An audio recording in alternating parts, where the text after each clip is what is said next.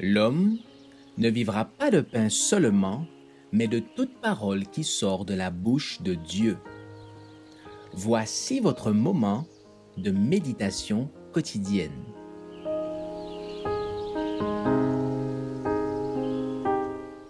Vous recevrez une puissance. L'amour fraternel, le 20 mars. Par amour fraternel, ayez de l'affection les uns pour les autres. Par honneur, usez de prévenance réciproque. Romains 12, verset 10. Quand le Saint-Esprit se déversera, l'humanité triomphera des préjugés dans la recherche du salut des âmes des êtres humains. Dieu contrôlera les pensées. Les cœurs humains aimeront comme le Christ a aimé, et les différences de couleurs apparaîtront sous un jour très différent de ce qui est le cas actuellement.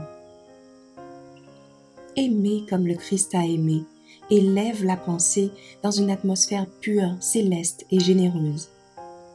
Quand le Saint-Esprit agit sur les intelligences humaines, toutes les petites plaintes, les accusations entre homme et son prochain seront écartées.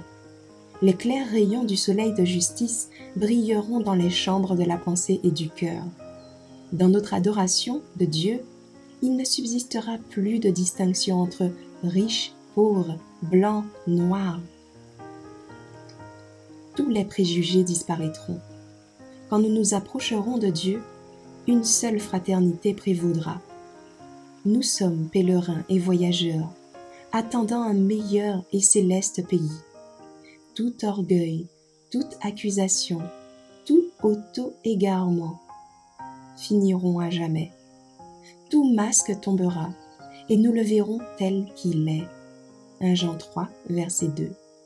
Nos chants trouveront leur inspiration, et la louange, comme l'action de grâce, monteront vers Dieu. Le Seigneur Jésus est venu dans notre monde pour sauver les hommes et les femmes de toute nationalité. Il est mort autant pour les personnes de couleur que pour les blancs. Jésus est venu répandre la lumière sur le monde entier. Au commencement de son ministère, il a présenté sa mission. L'Esprit du Seigneur est sur moi, parce qu'il m'a oint pour guérir ceux qui ont le cœur brisé, pour annoncer la bonne nouvelle aux pauvres. Il m'a envoyé pour proclamer aux captifs la délivrance, et aux aveugles le recouvrement de la vue, et pour renvoyer libres les opprimés, pour proclamer une année de grâce du Seigneur. Luc 4, versets 18 et 19.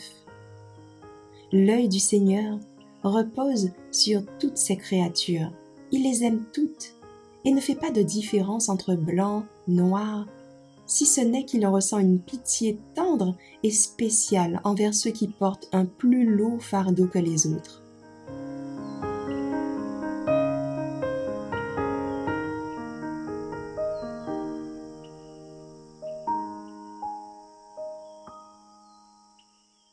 Merci d'avoir écouté cette présentation. Assurez-vous de nous rejoindre demain pour votre moment de méditation quotidienne avec lereste.org.